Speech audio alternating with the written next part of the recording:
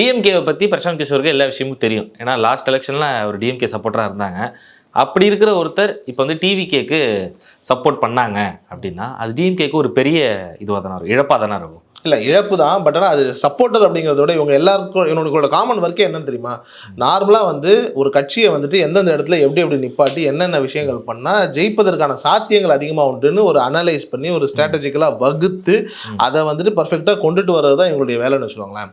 ஒரு 20-30 வருஷத்துக்கு முன்னாடி வந்துட்டு இப்படிப்பட்ட ஒரு ஃபீல்டும் கிடையாது, இப்படிப்பட்ட ஒரு வேலையும் கிடையாது. இது எல்லாமே வந்துட்டு ரொம்ப போகிற பக்கம் ரொம்ப சாதாரணமாக அன்றைக்கி இருக்கக்கூடிய பெருங்கொண்ட அரசியல் தலைவர்கள் ரொம்ப ஈஸியாக பண்ணிகிட்டு இருந்தாங்க.